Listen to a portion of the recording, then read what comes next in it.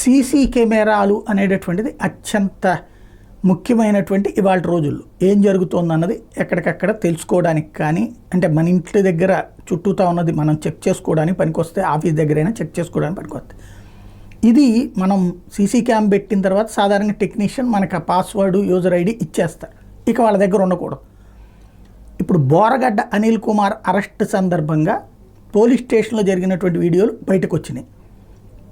వాస్తవంగా పోలీసులు బోరగడ్డ అనిల్కి రాచమర్యాదలు చేశారు అన్నటువంటి కారణంగా ఏదైతే కేసులు అంటే అది బాగా ప్రచారంలోకి రావడం, దాంతో పోలీసుల మీద చర్యలు జరిగినాయి. అయితే పోలీసులు ఇక్కడ 2 కోణాల్లో చేశారు. ఒకటి, తప్పు చేసినటువంటి అతనికి రాచమర్యాదలు చేసినటువంటి వాళ్ళ మీద చర్యతో పాటుగా ఇందులో ట్విస్ట్ ఏంటంటే అసలు ఈ ఫుటేజ్ ఎక్కడి నుంచి వెళ్ళింది అన్నటువంటి దాని మీద ఒక విలేకరి మీద కేసు పెట్టడం, అది ఒక ఎత్తు అయితే, ఇందులో మరొకటి బయటపడినటువంటి పాయింట్ ఏంటంటే ఆ సీసీ కెమెరాలకు సంబంధించి ఎవరైతే నడుపుతున్నారో ఆ వ్యక్తులకు సంబంధించినటువంటి విషయం బయటపడింది.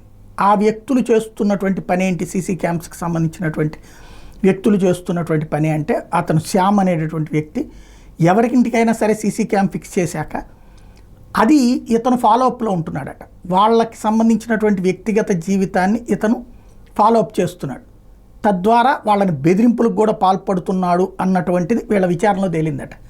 యాక్చువల్గా ఒక్కసారి ఫిక్స్ చేసేసాక అక్కడితో వాళ్ళకి సంబంధం ఉండకూడదు టెక్నీషియన్, కానీ ఇతను అవి ఫాలోఅప్ చేసి వాళ్ళ వ్యక్తిగత జీవితాల్లో కూడా ఎంటర్ అవుతున్నాడు అని బయటపడిందంట. ఎందుకంటే స్టేషన్కి రాకుండానే ఈ సీసీటీవీ ఫుటేజ్ సదరు విలేకరికి వెళ్ళింది. అది ఎట్లా అన్నది ఆరా తీసినప్పుడు ఇతని సెల్ ఫోన్లోనే ఇవన్నీ ఉంటున్నాయి అన్నటువంటి విషయం బయటపడింది.